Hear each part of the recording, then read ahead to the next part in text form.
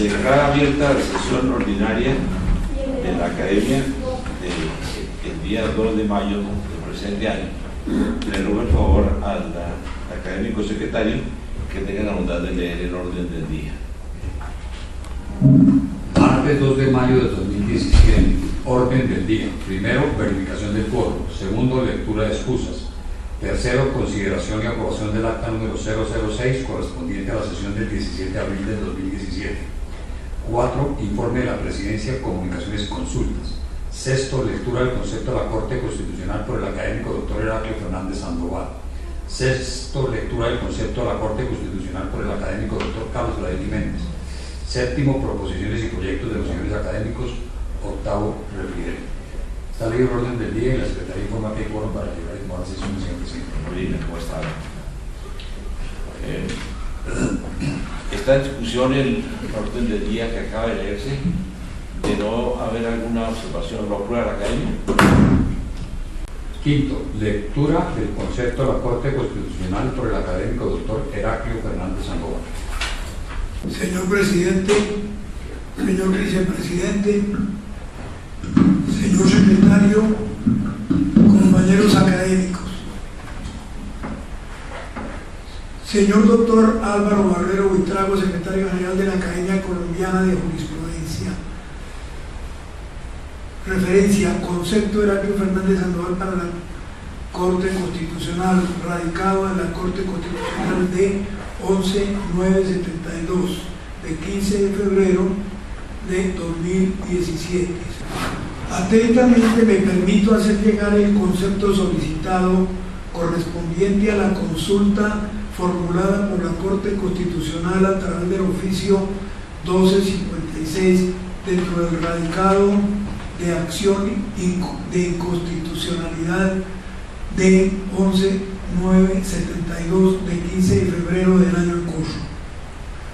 La ciudadana Yusera Joana Dita Peinado, identificada con la cédula de ciudadanía número tal, interpone demanda de inconstitucionalidad contra el artículo 27 de la Ley 1826 de 2017, por la cual se dictan normas que establecen un procedimiento penal especial abreviado y se regula la figura del acusador privado. Primero, norma impugnada. La demandante, de manera equivocada, se refiere a un mismo texto normativo, en unos casos denominándolo decreto 1826 de 2017 y en otros ley 1826 de 2017. Sin embargo, la Corte Constitucional entiende que se trata de la ley 1826 de 2017, concretamente de una demanda en contra de su artículo 27. La demandante, hasta con mal empleo de comillas, concreta su acción contra el siguiente texto normativo. Abro comillas. Artículo 27. La ley 906 de 2004 tendrá un nuevo artículo 549 así. Artículo 549. Acusador privado. El acusador privado es aquella persona que, al ser víctima de la conducta punible, está facultada legalmente para ejercer la acción penal representada por su abogado. El acusador privado deberá reunir las mismas calidades que el querellante legítimo para ejercer la acción penal. En ningún caso podrá ejercer la acción penal privada sin la presentación de un abogado de confianza. Los estudiantes de consultorio jurídico de las universidades 8, entre paréntesis, SIC, debidamente acreditadas, podrán fungir como abogados de confianza del acusador privado en los términos de ley. También podrán ejercer la acusación las autoridades que la ley expresamente faculte para ello y solo con respecto a las conductas específicamente habilitadas. Cierro comillas. Segundo, normas violadas. Según la demandante, los anteriores artículos vulneran las siguientes normas constitucionales. A. Artículo 116. La Corte Constitucional, la Corte Suprema de Justicia, el Consejo de Estado, entre paréntesis, SIC, la Fiscalía General de la Nación, los tribunales y los jueces administran justicia, también lo hace la justicia penal militar. Valga señalar, cierro comillas, valga señalar de entrada una práctica reiterada por parte de la demandante consistente en citar textos constitucionales incompletos y que no guardan la debida relación con los textos vigentes al momento de plantear la demanda de inconstitucionalidad. En este caso, el primer párrafo constitucional citado no refleja, por ejemplo, la reforma introducida por el Acto Legislativo 2 de 2015. Continuamos con el texto citado. Comillas. El Congreso ejercerá determinadas funciones judiciales. Excepcionalmente, la ley podrá atribuir función jurisdiccional en materias precisas a determinadas autoridades administrativas. Sin embargo, no les será permitido adelantar la instrucción de sumarios ni juzgar delitos.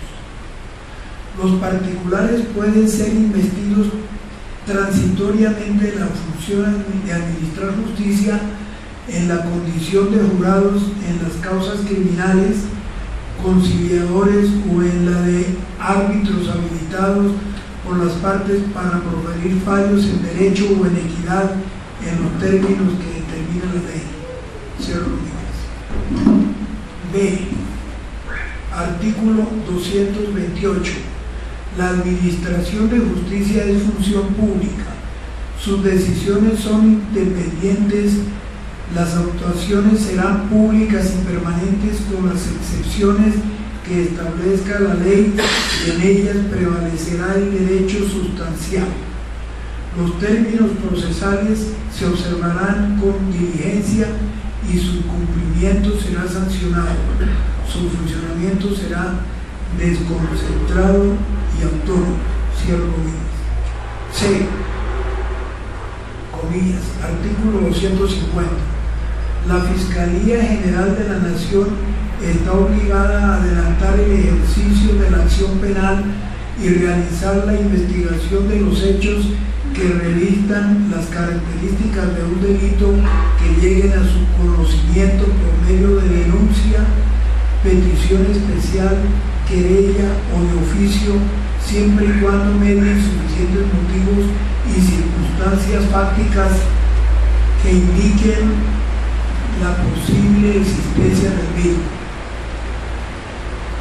No podrá, en consecuencia, suspender, interrumpir y renunciar a la persecución penal, salvo en los casos que establezca la ley para la obligación del principio de oportunidad dentro del marco de la política criminal del Estado, el cual estará sometido al control de legalidad por parte del juez que ejerza las funciones de control de garantías. Se exceptúan los delitos cometidos por miembros de la fuerza pública en servicio activo y en relación con el mismo servicio.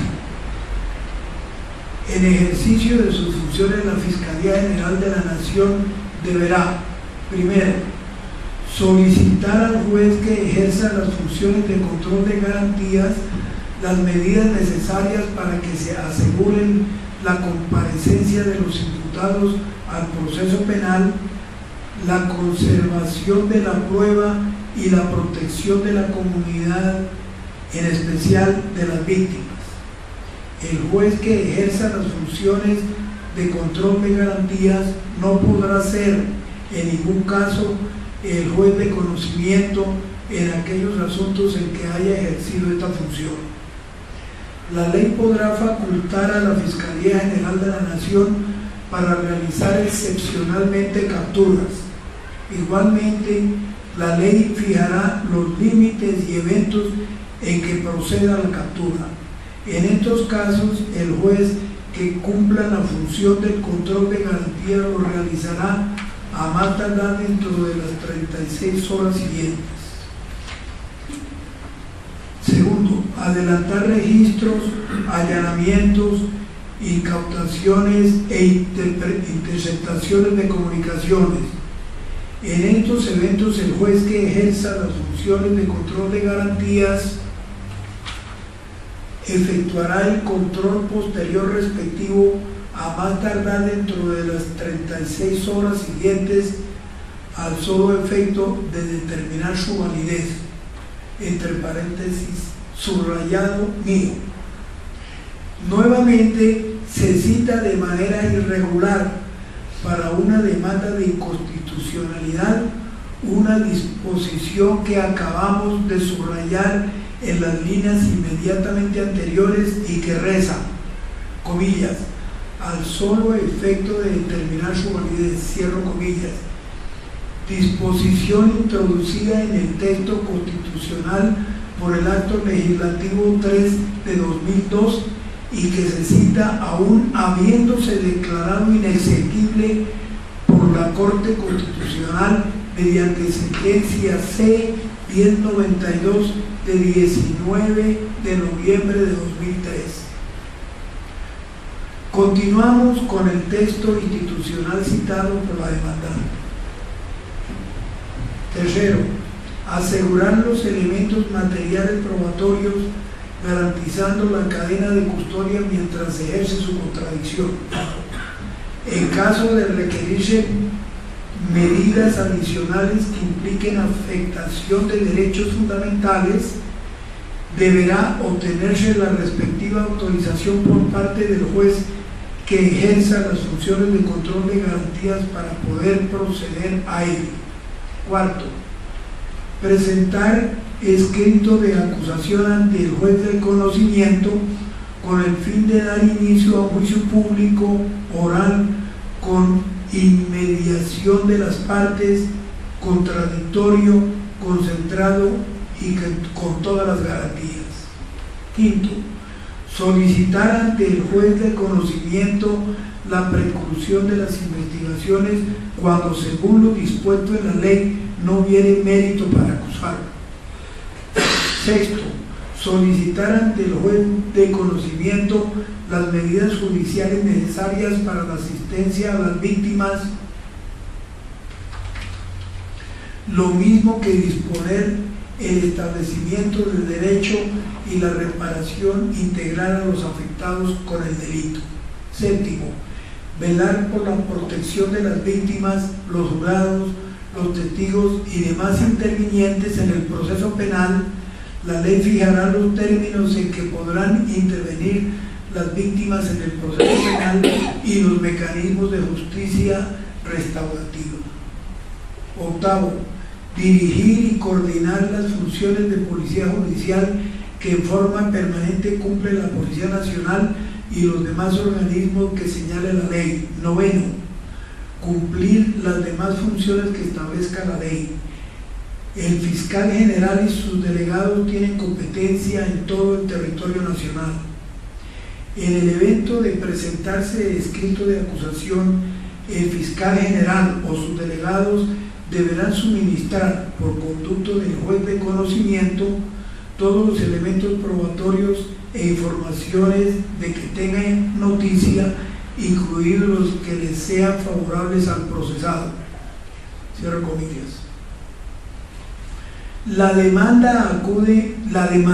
acude una vez más a una versión tergiversada que dista del vigente texto constitucional, toda vez que omite apartados que también integran este artículo y que resultan de trascendental importancia para resolver el juicio de constitucionalidad que se plantea. En efecto, el artículo citado vigente para el momento de la demanda incluye 2 párrafos, de los cuales el segundo es decisivo para soportar jurídicamente un concepto acerca de la demanda interpuesta y que procedemos a transcribir. Abro comillas, parágrafo segundo.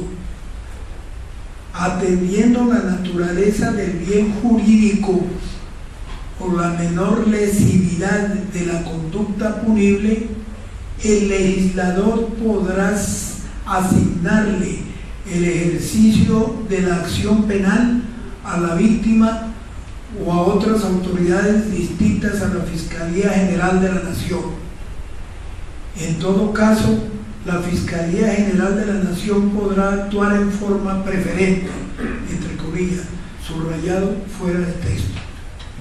Ciertamente, esta muy pertinente norma constitucional omitida en la demanda de dar respuesta directa a la cuestión jurídica que se plantea en la demanda radicada el 15 de febrero del año en curso, sin perder de vista la temeridad que supone su omisión, tratándose de un texto constitucional agregado mediante Acto Legislativo 6 de 2011. Continuamos con las normas constitucionales citadas por la demandante. D. Artículo 251. Son funciones especiales del Fiscal General de la Nación. Primero, investigar y acusar, si hubiere lugar, directamente o por conducto del Vicefiscal General de la Nación o de sus delegados de la Unidad de Fiscalías ante la Corte Suprema de Justicia, a los altos servidores que gocen de fuero constitucional, con las excepciones previstas en la Constitución. Segundo, nombrar y remover de conformidad con la ley a los servidores bajo su dependencia. Tercero, asumir directamente las investigaciones y procesos, cualquiera que sea el estado en que se encuentren, lo mismo que asignar y desplazar libremente a sus servidores en las investigaciones y procesos. Igualmente, en virtud de los principios de unidad de gestión y de jerarquía, determinar el criterio y la posición que la Fiscalía deba asumir sin perjuicio de la autonomía de los fiscales delegados en los términos y condiciones fijados por la ley. Cuarto, participar en el diseño de la política del Estado en materia criminal y presentar proyectos de ley al respecto. Quinto, otorgar atribuciones transitorias a entes públicos que puedan cumplir funciones de policía judicial bajo la responsabilidad y dependencia funcional de la Fiscalía General de la Nación. Sexto, suministrar al gobierno información sobre las investigaciones que se estén adelantando cuando sea necesaria para la preservación del orden público. Artículo 252.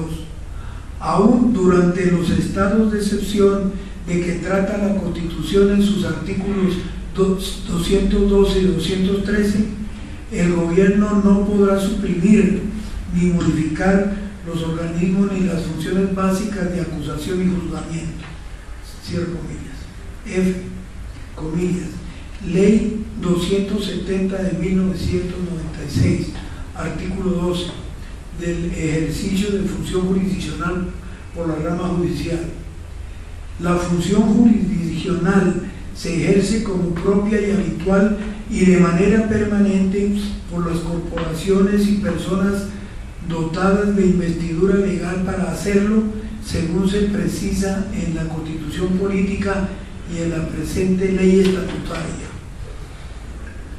Dicha función se ejerce por la jurisdicción constitucional, el Consejo Superior de la Judicatura, la jurisdicción de lo contencioso administrativo, las jurisdicciones especiales tales como la penal militar, la indígena y la justicia de paz, y la jurisdicción ordinaria, que conocerá de todos los asuntos que no estén atribuidos por la Constitución o la ley a otra jurisdicción, cierro comillas.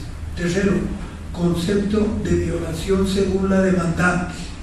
Según la demandante, comillas, el enunciado normativo que aquí se acusa con esta demanda delega a un particular la función de investigación de ciertos delitos descritos en el Código Penal, cierro comillas. Señala la demandante, comillas, al cotejar las normas constitucionales violadas de cara a la disposición normativa acusada, se puede constatar lo siguiente: que la función de investigación de los delitos es de naturaleza judicial, permanente, gratuita y se encuentra a cargo de la Fiscalía General de la Nación, salvo que la propia Constitución habilite para los mismos fines a otras autoridades, a otra autoridad pública. Bajo este entendido, el legislador se excedió en su función de hacer la ley al ignorar por completo dichas prescripciones constitucionales en cuanto autoriza y faculta a un particular que no se encuentra investido de autoridad ni ejerce una función permanente y gratuita para que haga o despliegue actividades de investigación en contravía de lo dicho en líneas precedentes, cierro comillas. Asimismo, concluye que, comillas, si bien la norma tiene un fin plausible, como es la descongestión del aparato judicial de nuestro país, ello no significa que ante la ineficacia de las autoridades encargadas de la persecución de los delitos pueda trasladar la función investigativa a un particular, cierro comillas. Rematando que, comillas, como consecuencia de lo anterior, el cargo se encuentra suficientemente acreditado, está demostrada la violación del artículo 27 de la Ley 1826 de 2017. Cuarto, conclusión. A lo largo de su argumentación, varias de las referencias normativas constitucionales citadas por la demandante corresponden a textos constitucionales reformados y que carecen de validez y pertinencia para fundar la pretendida inexequibilidad de la norma demandada. Entre las omisiones de la demandante se destacan las citas relativas a los artículos constitucionales 116 que no reflejan la reforma recogida por el Acto Legislativo 2 de 2015, el artículo 250 superior, que no recoge las modificaciones derivadas de la sentencia C-1092 de 2003, ni la del parágrafo segundo del mismo artículo 250, que fue añadido mediante el acto legislativo 6 de 2011, que expresamente señala lo siguiente: parágrafo segundo. Atendiendo la naturaleza del bien jurídico y la menor lesividad de la conducta punible, el legislador podrá asignarle el ejercicio de la acción penal a la víctima o a otras autoridades distintas a la Fiscalía General de la Nación. En todo caso, la Fiscalía General de la Nación podrá actuar en forma preferente. Subrayado el mío. De esta forma, entendemos que la Constitución Nacional da explícita cobertura a lo establecido en el artículo 27 de la Ley 1826 de 2017, conocida como Ley de Pequeñas Causas, a través de la redacción de un nuevo artículo 549 de la Ley 906 de 2004 del siguiente tenor. Abro comillas. Artículo 549. Acusador privado.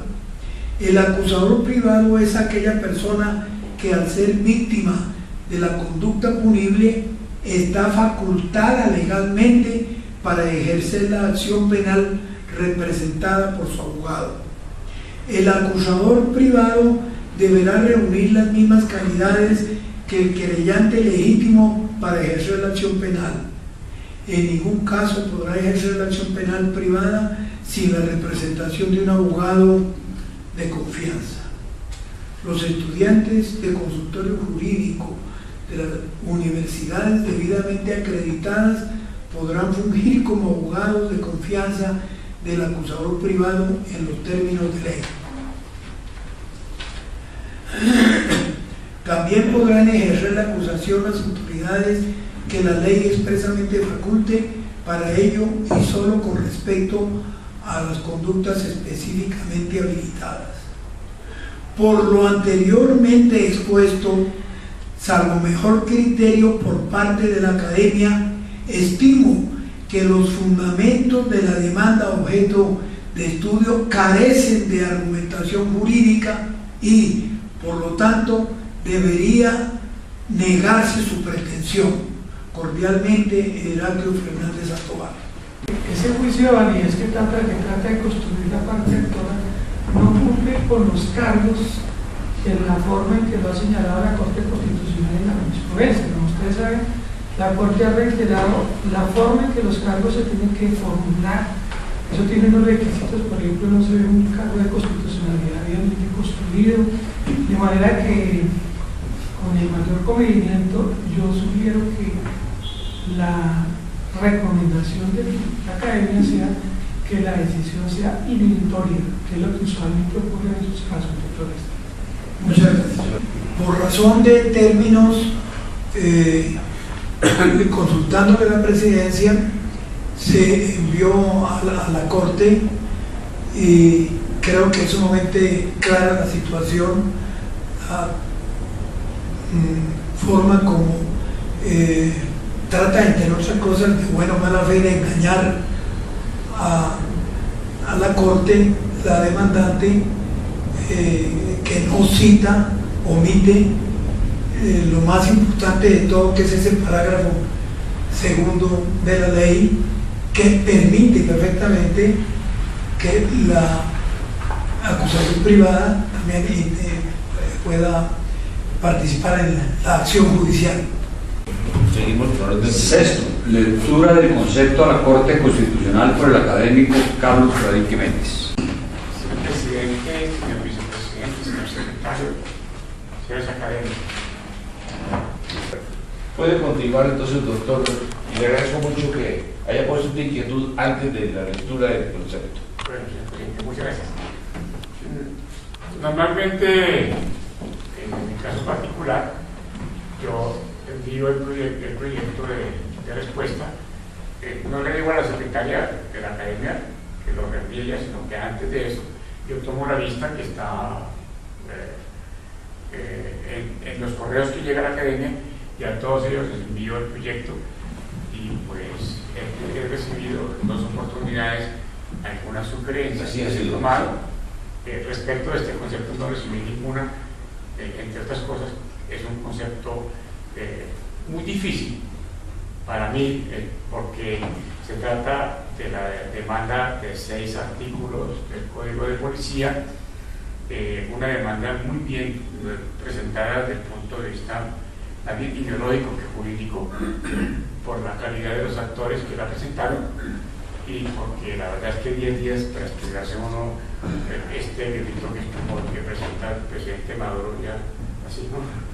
Es muy complicado, y sin tener una experiencia suficiente sobre el tema es bien complicado, pero intentamos sacarlo adelante, y vamos a ver si la Corte nos acepta las sugerencias que hacemos.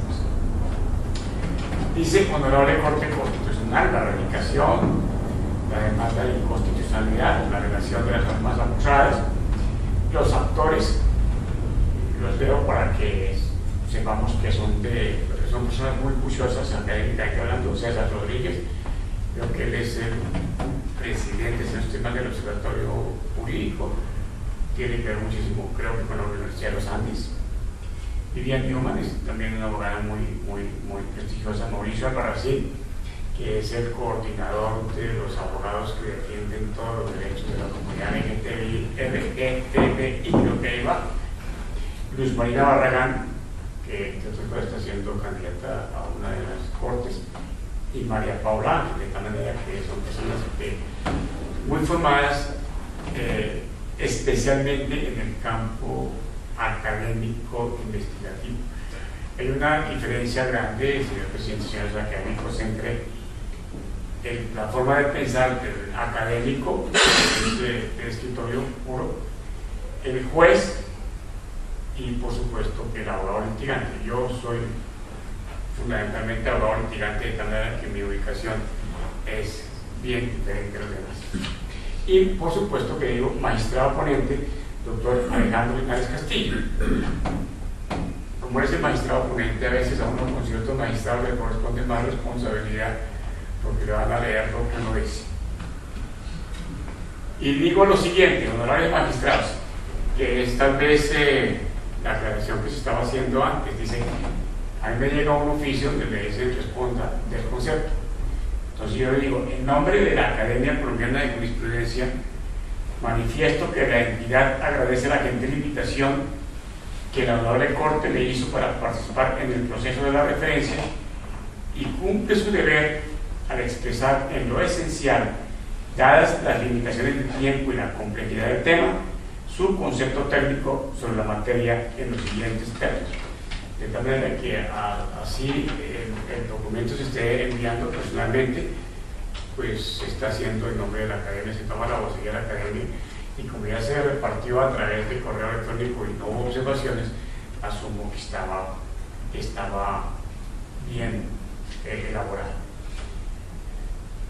Primero, las normas acusadas son el artículo 32 de la ley 1801 de 2016, que es el Código de Policía, en cuanto se considera que la definición de privacidad es contraria al derecho a la intimidad. El artículo octavo, el numeral octavo del artículo 95 de la ley 1801 del 16, en cuanto se considera que la obligación de registrar el email del equipo móvil al momento de ser importado es contraria al derecho a la intimidad. 3. La expresión, el espectro electromagnético del artículo 139 de la ley 1801 del Código de Policía, en cuanto se considera que incluir el espectro electromagnético como espacio público viola los derechos al libre desarrollo de la personalidad, la libertad de expresión, el derecho a la reunión y manifestación pública y pacífica y el derecho a la libre asociación.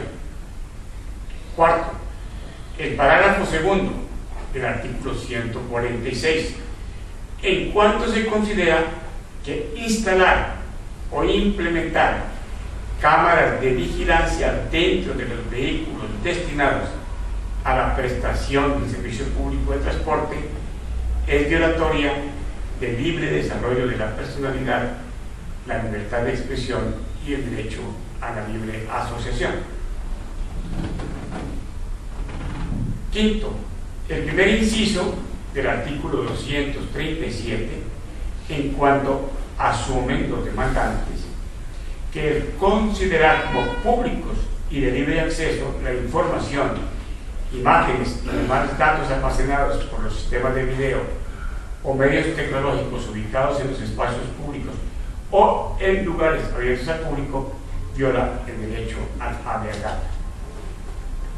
Y sexto, creo que es la última norma demandada, el inciso segundo del artículo 237, en cuanto se considera que enlazar los sistemas de video y medios tecnológicos a los que hagan sus veces de propiedad privada o pública, a excepción de los destinados para la defensa de la seguridad nacional, que se encuentren instalados en espacios públicos, áreas comunes, lugares abiertos al público, o que siendo privados trasciendan a lo público de manera permanente o temporal a la red que para tal efecto disponga la Policía Nacional, de acuerdo con la reglamentación que para el efecto expida el Gobierno Nacional, viola los derechos al libre desarrollo de la personalidad, la libertad de expresión, el desarrollo de la reunión y manifestación pública y pacífica y el desarrollo a la libre asociación.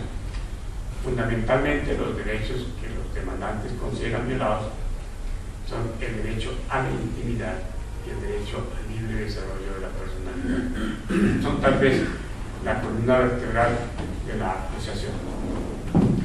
Leyendo en este momento el concepto, haciendo la referencia al derecho a la reunión, pues me doy cuenta de que los artículos 47 a 75 del Código de Policía fueron declarados inexequibles por la Corte Constitucional en reciente fallo, con una exequibilidad diferida, creo que es así como se llama, porque esos artículos hacen referencia al derecho a la reunión y cualquier reglamentación que deba hacerse al derecho a la reunión, que es un derecho fundamental, debe hacerse mediante ley estatutaria y no mediante ley ordinaria, que sería el Código de Policía, y se le da al Congreso de la República un tiempo de 2 años para que tome las decisiones del caso. En principio, lo que entiendo no es que esos artículos per se sean inconstitucionales, sino que el procedimiento que se utilizó no es correctamente establecido por la Constitución. No se hace un juicio a la norma en sí, sino el procedimiento que se utilizó, o tal vez esto es como se dice, para efectivamente aprobar las normas. Segundo, calificación de la demanda. Yo considero que la demanda cumple con los requisitos para que la Honorable Corte la estudie y dicte sentencia de fondo, de tal manera que no haya ninguna observación respecto de alguna falencia que tuviera de forma y que pudiera llevar a una sentencia inhibitoria, sino que considero que la sentencia debe ser de fondo. Tercero, fundamentos de la acusación. El fundamento de la acusación es la violación de los artículos 15, 16, 20, 37 y 38 de la Constitución y varios de la Convención Americana de Derechos Humanos y otros más del Pacto Internacional de Derechos Civiles y Políticos que tienen relación con los artículos citados y por supuesto que con el derecho al libre desarrollo de la personalidad y el derecho especialmente a la intimidad. El artículo 15 de la Constitución consagra el derecho a la intimidad personal y familiar. El artículo 16 consagra el derecho al libre desarrollo de la personalidad. El artículo 20 consagra la libertad de expresión y la difusión del pensamiento y de opiniones. El artículo 37 consagra el derecho a reunión y manifestación pública y pacífica, y el 38 consagra la libertad de asociación para desarrollar actividades en la sociedad. Diferentes conceptos sobre los derechos presuntamente violados. Por supuesto que la intimidad, el derecho a la intimidad, el libre desarrollo de la personalidad, la libertad de expresión, el derecho a opinar y adoptar la ideología que más esté con la cultura de la persona, el derecho a las manifestaciones públicas y la libertad de asociación deben tener su máxima protección y solo pueden ser limitadas cuando la vida de la persona o el interés de los demás y de la sociedad lo demandan. Sobre estos temas se han escrito millones de páginas que son revisadas, modificadas, actualizadas, desvirtuadas, defendidas por los ideólogos, filósofos, políticos, doctrinantes de cada época de la vida de la sociedad. Y hago esta referencia porque los argumentos fundamentalmente son ideológicos en la presentación de la demanda. Y digo que haciendo referencia a esas millones de páginas que se han escrito, es por lo que se puede afirmar, o algunos afirman, que Cuba y Venezuela se presentan como países demócratas. En abril, marzo del 2017, la situación de Venezuela era diferente a la de Cuba, pero sigue siendo válida. que Ecuador, Colombia y hasta China son países demócratas. En todos estos hay diferentes formas de garantizar el derecho a la intimidad o de limitarlo. En teoría deberían ser semejantes la protección, puesto que todos estos países con sus constituciones se consideran países demócratas. Y por la misma razón es por lo que cada religión afirma que su Dios es el verdadero y condenan al infierno o a lugares semejantes a quienes no profesan, así sea en teoría su fe. Estas diferentes y múltiples formas de pensar no pueden tener censura bajo ninguna ideología. Se puede patrocinar la persecución de quienes opinan de manera diferente, pero para preservar el poder de los líderes de esas ideologías y los que patrocinan esas ideologías, se pueden tomar medidas como encarcelamientos por discutir las decisiones de quienes tienen el poder y hasta condenar a la de muerte. Y ahí me referiría, por ejemplo, al caso de China y de Corea. Esto es simplemente para ilustrar cómo los jueces o los funcionarios en un momento determinado aplican su manera de pensar al tomar una decisión. En una respuesta que recibí de una defensora de familia en un trámite de divorcio ante una notaría, la funcionaria se negó a revisar su concepto. Ya dio concepto desfavorable, se le hizo la observación, se negó a revisar su concepto sobre el sostenimiento de una hija y afirmó que no lo aprobaba porque los interesados habían cuestionado lo determinado por la defensora respecto de los alimentos que se obligaba a pagar la madre, y no aceptó que las obligaciones las puedan cumplir los padres directamente. Este es el siguiente del caso. La juez dijo, la defensora dijo, como ustedes cuestionaron mi concepto, no le apruebo el que ustedes presentan. Y de esa forma lo volvió a rechazar. Considero, espero no equivocarme, que en este caso no importan los derechos de la menor, sino el acatamiento de lo que opina la defensora. Se deben pactar los elementos en la forma que yo digo y no en el fondo como ustedes lo acuerdan. En la práctica, la niña queda mejor protegida, siempre ha estado protegida, con el acuerdo que los padres presentaron y que la defensora no aceptó. Esta es una conducta arbitraria de la defensora y la protección de los derechos de la menor pasan a segundo plano. Por fortuna, los padres cumplirán sus deberes como ellos lo pactaron, porque la niña está por encima del capricho de los funcionarios. El abuso del poder de la funcionaria es inexplicable en un Estado garantista y además social del derecho, en el que priman los derechos de los niños.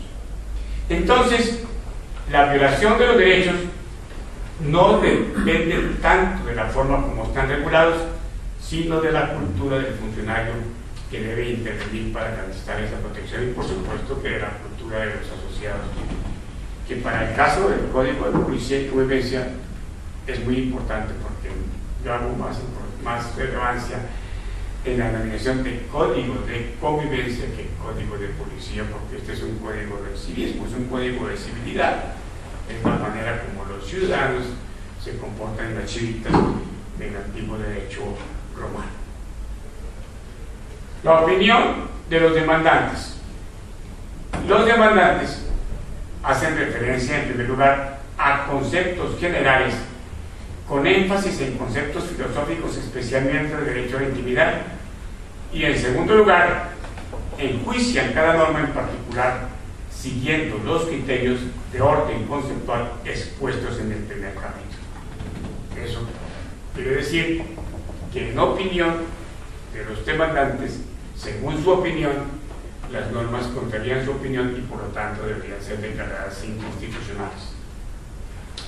Se trata de una presentación de teorías conforme a su ideología referente a la imposibilidad de las autoridades de vigilar a las personas en todos los escenarios de su vida que trasciendan lo público, y consideran que de esta manera pueden las autoridades inmiscuirse en la vida privada de las personas, en su intimidad, en su manera de pensar, en lo político, lo social y hasta en lo sexual.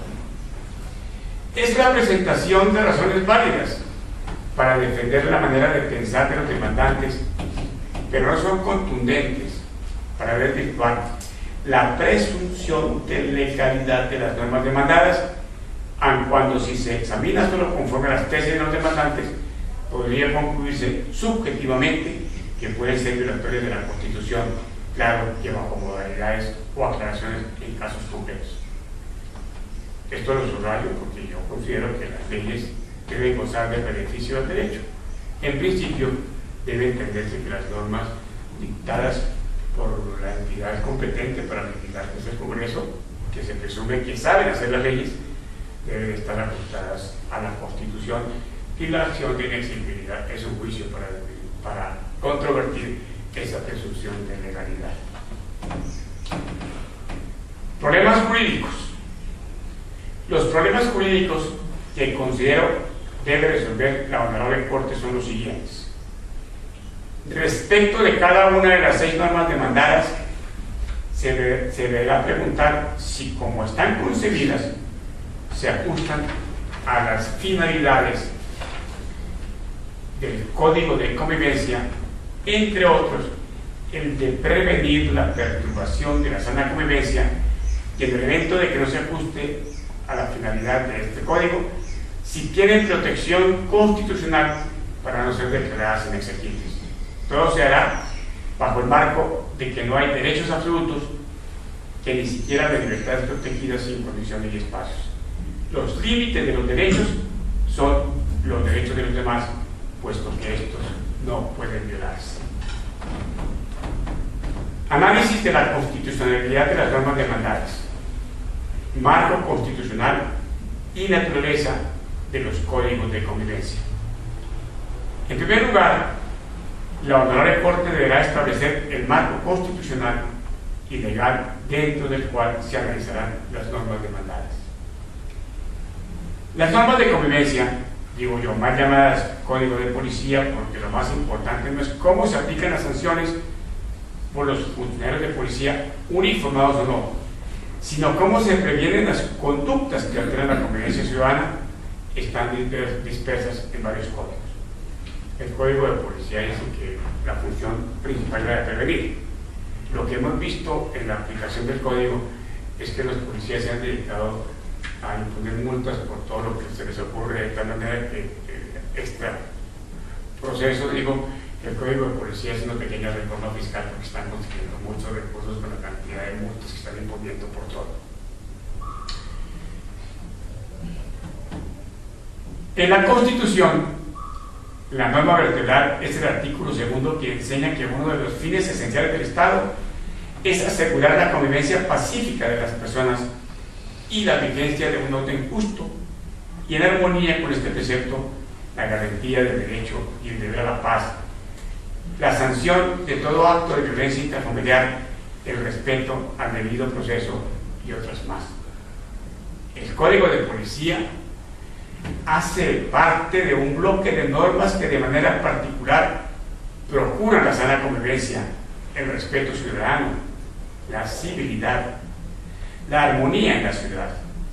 Normas tales como el Código de Tránsito, en buena parte el Código de la Infancia y la Adolescencia, las normas sobre convivencia escolar, parcialmente el Código de Recursos Renovables y otras normas especiales como las que obligan, así no se cumplan, a fijar en los establecimientos donde se venden o consumen bebidas alcohólicas avisos para informar que el consumo de alcohol en exceso es perjudicial para la salud. Partiendo de la cúspide, se tendrán en cuenta los artículos señalados como violados, y como se trata de un juicio a un código de policía, mejor de convivencia, código de seguridad ciudadana, será necesario establecer si las normas acusadas violan la parte dogmática, o mejor, los fines y objetivos de los códigos de convivencia. Veamos las normas presuntamente violadas conforme a los conceptos de violación expuestos a partir del folio 17 de la demanda, es como de 30 páginas, bien densa. El artículo 32 de la ley 1801 de 2016 define qué es la privacidad y dice que para efectos de este código, para efectos únicamente del código de policía, es el derecho de las personas a satisfacer sus necesidades y desarrollar sus actividades en un ámbito que les sea exclusivo y por lo tanto considerado como privado. Dicen los demandantes que se protege un espacio físico y no el espacio personal ontológico. Aquí ya se plantea, ya es un debate filosófico. Esa es la lectura que le dan los demandantes. Sin embargo, la norma lo que protege es el derecho a satisfacer sus necesidades y desarrollar sus actividades en un ámbito privado. Los seres humanos no somos etéreos. Vivimos en la Tierra, en espacios físicos, en lugares físicos, y no en todos los lugares podemos hacer lo que nos parezca. Hay sitios en los que debemos comportarnos en función de los que comparten con nosotros. La norma señala sitios que podrían ser privados, pero por razón de su uso, de su destino, de la relación con la comunidad, deben ser considerados públicos, como una plaza pública, los establecimientos abiertos al público, como un centro comercial y un restaurante. No es posible que una persona en un restaurante o en la plaza de Bolívar pueda tener sexo o tocarse sus partes íntimas o instalar una venta de licor. Esto por vía de ejemplo. Y si mis propuestas son válidas, la norma no es violatoria de la intimidad ni del libre desarrollo de la personalidad. Además, con mi intimidad no puedo causar molestia a la intimidad de los demás, y cuando ese daño se causa, es obligatorio que la autoridad policiva actúe si se trata de mayores de edad, o la policía de menores actúe si se trata de menores, y más si con esa intervención se protegen los derechos supremos de sanidad física, mental, espiritual, afectiva, social de los menores y también de los mayores. Hasta ahí lo del artículo 32. El numeral octavo del artículo 95 de la ley 1801 sanciona el no registro del email de los equipos móviles al momento de ser importados. Los demandantes consideran, en nuestra opinión, en la opinión de ellos, que esta obligación viola el derecho a la intimidad. Es en la opinión de los demandantes, pero no en cuanto a la Constitución prohibiera, pero no en cuanto que la Constitución prohibiera la obligación de registrar el email. El derecho a la intimidad es, como todos los derechos humanos, una concepción abierta que permite ajustar la Constitución a los nuevos tiempos y acontecimientos en un mundo que cambia a velocidades impresionantes. En el año de 1991, el mercado de equipos terminales móviles era incipiente y no se avisoraba el auge de los nuevos tiempos, y menos que generara inseguridad en la sociedad, como los robos y hasta asesinatos por adoptar una de estas máquinas. Por esta razón es obligatorio, constitucionalmente obligatorio, registrar el email de los equipos móviles ante el operador correspondiente. De la red tomo la siguiente nota. La Comisión de Regulación de Comunicaciones de Colombia, CRC, estableció en su plan contra el robo de celulares que todos los usuarios deben registrar ante sus operadores el número de email de sus equipos. El email es un número único que identifica todos los dispositivos móviles, como los celulares y las tablets. Usualmente está impreso en el comportamiento de la batería del teléfono. Se puede encontrar en las configuraciones del celular y también se puede ver al marcar numeral 06 numeral. Cada vez que se introduce una tarjeta SIM en un celular, el número de email llega a los operadores, que revisan en sus bases de datos si ese equipo está en la lista positiva o en una lista negativa.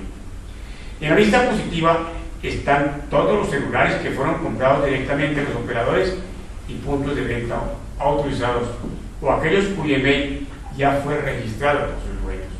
Y en la lista negativa están los emails que han sido reportados como robados o perdidos. Estos celulares se bloquean y dejan de funcionar.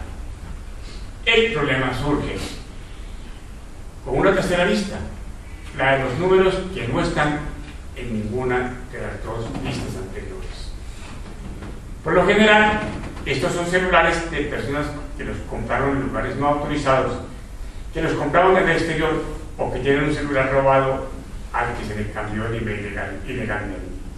Las empresas operadoras verifican los números y si detectan que el email no está registrado, contactan al usuario y le piden el registro. Si el dueño no lo hace, se bloquea el dispositivo. Hasta ahí el texto tomado de la ley. Si es obligación impuesta por la Comisión de Regulación la de registrar el email de los equipos terminales para tener seguridad de que no se trata de móviles ilegales o robados o que se usen para cometer delitos, como sucede con mucha frecuencia con las extorsiones desde las cárceles, se justifica la multa por no registrar el email del terminal móvil. Por supuesto que ese registro no es público y solo podrá ser objeto de verificación o manipulación cuando se informe de la comisión de un delito o para prevenir un delito. Por esta razón, no hay evidencia de que por la inscripción los datos del propietario del móvil puedan afectar su derecho a la intimidad. Ahora bien, si alguien utiliza el email de manera ilegal, deberá ser sometido a las sanciones que la ley consagra para estos casos. Para nada, por el registro del email, los datos son públicos y no podrán ser utilizados en orden de autoridad competente. Para nada se autoriza el uso e información del email sin orden de autoridad y la libre voluntad de la policía o de la administración, como lo consideran los demandantes. Hasta ahí la parte correspondiente a la norma acusada. La expresión el espectro electromagnético del artículo 139 de la ley 1801, según los demandantes, ha de incluirla como espacio público, viola los derechos al libre desarrollo de la personalidad, la libertad de expresión, el derecho a la reunión y manifestación pública y pacífica y el derecho a la libre asociación. El artículo 101 de la Constitución reza: los límites de Colombia son los establecidos en los tratados internacionales aprobados por el Congreso, debidamente ratificados por el Presidente de la República y los definidos por los laudos arbitrales en que sea parte de la nación. Los límites señalados en la forma prevista en esta Constitución solo podrán modificarse en virtud de tratados aprobados por el Congreso, debidamente ratificados por el Presidente de la República. Y hace una aclaración que ha sido muy debatida aquí en la academia, ¿no? Y se forman parte de Colombia, además del territorio continental, el archipiélago de San Andrés y Providencia, Santa Catalina y Malpelo, además de las islas y los descayos, morros y bancos que le pertenecen. Eso está en discusión, si está modificado o no está modificado por la Corte de la Haya con una forma muy particular de modificar la Constitución que no está consagrada en la Constitución misma, pero ese tema todavía está por definirse. Y dice: también son parte de Colombia el subsuelo, el mar territorial, la zona contigua, la plataforma continental, la zona económica exclusiva, el espacio aéreo, el segmento de la órbita geoestacionaria, el espacio electromagnético y el espacio donde actúa de conformidad con el derecho internacional o con las leyes colombianas a falta de normas internacionales. Si el espacio electromagnético es parte de Colombia, por lo que no es un bien privado, en nada se opone a que el Código de Policía lo incluya con respaldo en el artículo 101 de la Constitución como espacio público. Además, el artículo 82 de la Constitución dice: es deber del Estado velar por la protección de la integridad del espacio público y por su destinación al uso común, el cual prevalece sobre el interés particular. No es justo, esto es justo en buena parte lo que hace el artículo 139 del Código de Policía, y como lo hace con expreso respaldo de la Constitución, los cargos de los demandantes están llamados al fracaso. Bien diferente es la privacidad de las comunicaciones a través de las redes que utilizan el espacio electromagnético sobre la privacidad de estas conversaciones y su inviolabilidad. No hay ninguna duda, y por supuesto que si se quiere intervenir podría ser por la autoridad competente. Además, los demandantes reconocen que el espacio electromagnético es un bien de uso público en la página 26 de la demanda, y si así lo reconocen los demandantes, la censura no tiene fundamento legal. Pregunta: ¿podría darse al espectro electromagnético el carácter de espacio privado, que es la otra clasificación posible? No es posible, y no es imaginable esa clasificación, ni menos pensar en una clasificación de semi-privado o semi-público. Hasta ahí es la respuesta a ese caso. El parágrafo segundo del artículo 146 del Código de Policía, en cuanto se considera que instalar o implementar cámaras de vigilancia dentro de los vehículos destinados a la prestación del servicio público de transporte, es violatoria del libre desarrollo de la personalidad, la libertad de expresión y el derecho a la libertad de asociación. Dicen los demandantes que en vez de cámaras de vigilancia se puede implementar el esquema de agentes uniformados y entrenados para patrullar los vehículos de transporte público. Ver página 29, párrafo 5 de la demanda. Se trataría de lo que llamamos agentes encubiertos o secretos, o topos, que actúan como infiltrados. Las cámaras hacen el mismo papel que los ojos de los agentes encubiertos, y si estos son considerados legales por los demandantes, no hay razón para alegar que los ojos de la cámara sean ilegales. Pues las cámaras de vigilancia no son encubiertas, y por el contrario, están a la vista de los pasajeros y son medio para que la persona, por norma general, no viole la ley, no perturbe la sana convivencia.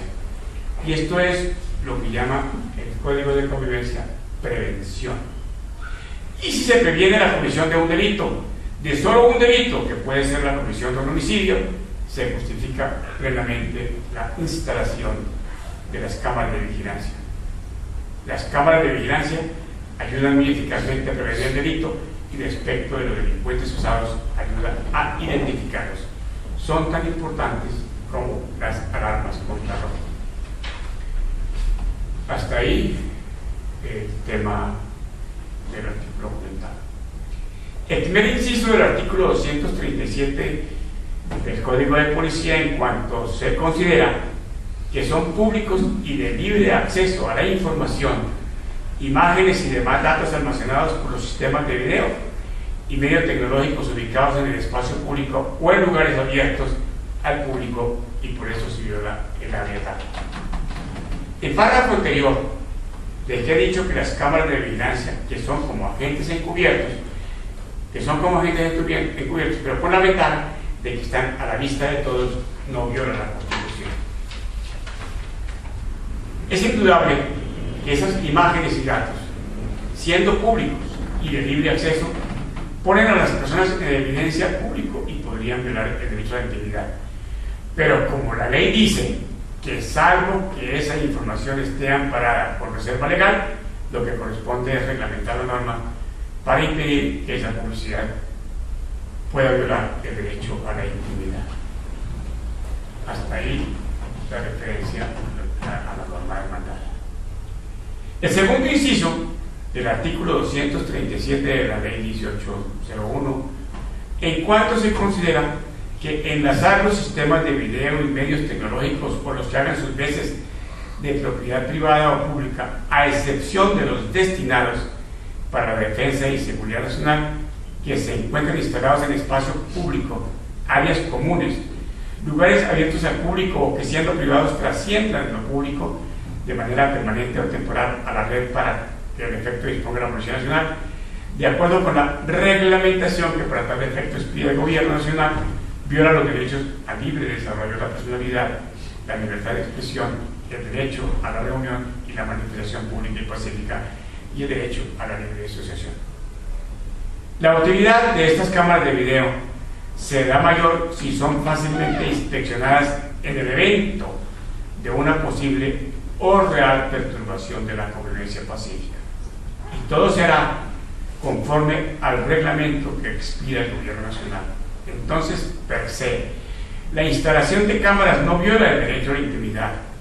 El Gobierno Nacional hará la reglamentación dejando salvo el derecho a la intimidad y logrará este objetivo si la revisión de las cámaras solo se hace cuando las circunstancias lo obliguen para prevenir la perturbación o para suspender la perturbación o para castigar a quienes han actuado ilegalmente.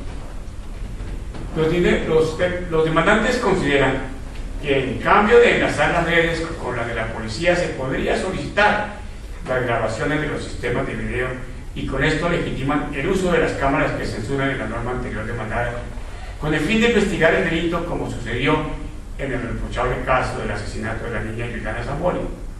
La opción que dan los demandantes no es afortunada y hasta puede recibir censura por este ejemplo. Las cámaras y los enlaces de la policía, como sucede con las alarmas de los bancos y con las alarmas antirrobo, son principalmente para prevenir el delito y la contravención. Excelente hubiera sido que esas cámaras hubieran evitado ese horrible asesinato. Si lo hubiera prevenido, alguien se atrevería a pedir que declarara que se violó el derecho a la verdad. Nadie en ejercicio de su razón sana lo permitía. Conclusión. De las consideraciones y razones expuestas se concluye que el debate es más de opiniones que de confrontación de las normas con la Constitución. Y si de alguna manera se pudiera llegar a violar los derechos a la intimidad, al libre desarrollo de la personalidad, que por sí tienen límites, el derecho a la reunión, los decretos reglamentarios son los llamados a blindar esos derechos para que no haya ningún ataque por un eventual procedimiento policivo que llegara a ser extralimitado. Las normas acusadas tienen suficiente respaldo constitucional para declararlas exequibles y las que según el criterio de la Honorable Corte requieran reglamentación se declararán exequibles con la recomendación respetuosa al gobierno para que garantice los derechos que eventualmente podrían lesionarse. Como respuesta de la ciudadanía frente al nuevo Código de Convivencia, bien vale la pena recordar este mensaje. No pagaremos multas porque nos comportaremos decentemente y cumpliremos nuestros deberes ciudadanos. Y Carlos, es todo, señor presidente, señores académicos. Me parece muy brillante la manera como llegó a sus conclusiones el doctor Carlos Radke y bien vale la pena por lo menos un aplauso. No obstante, si hay un comentario, creo que esto enriquece de todas maneras, porque fíjense ustedes de que una situación como esta se puede repetir en otra demanda también por circunstancias similares y obviamente para no incurrir de golpe en hechos contradictorios es muy importante que tengamos esta oportunidad de hacer un análisis sobre el tema. Si hay alguna inquietud. Primero, en relación con el primer concepto y respetando lo que sugiere el doctor Molina, me permito anotar que la Corte, cuando recibe una demanda, primero analiza su forma para ver si la admite o la devuelve con el propósito de corregirla.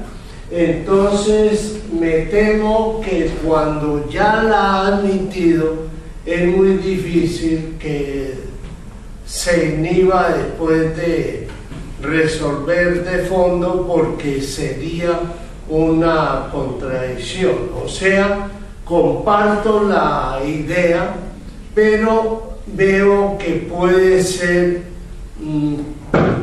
poco práctica, porque la Corte ya ha resuelto acertada o equivocadamente si la demanda es correcta. sobre el caso analizado muy bien por el colega académico Carlos Fradique,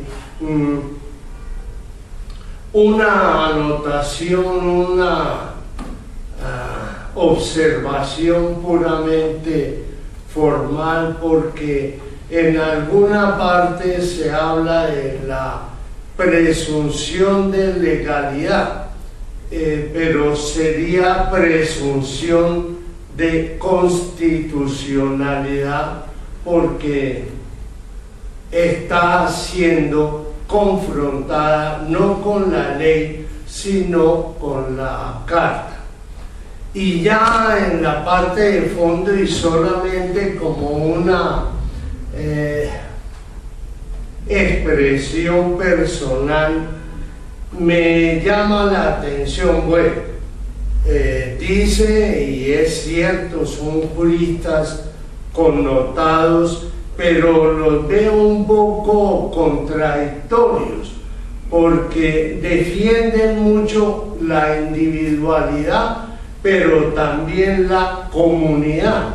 O sea, están diciendo se afecta el derecho de asociación, pero también el de libre desarrollo de la personalidad, y mezclan, por lo que oí, unos aspectos muy individualistas y otros muy comunitarios. Luego, no lo veo muy coherente. Soy consciente que nuestra Constitución tiene tantos matices que bien puede cualquier objeción caber dentro de distintos matices ideológicos, pero en una demanda de esta estimo que debería haber más coherencia. Incluso veo que con esto estoy coincidiendo con el eje o centro del concepto, porque se pide más respeto a la individualidad, pero cuando las personas están en sociedad, luego, como lo mencionó el concepto, el derecho a la individualidad o al respeto a la individualidad va hasta el límite de la individualidad del otro. No es una objeción, pero me sentí motivado a hacer estos comentarios.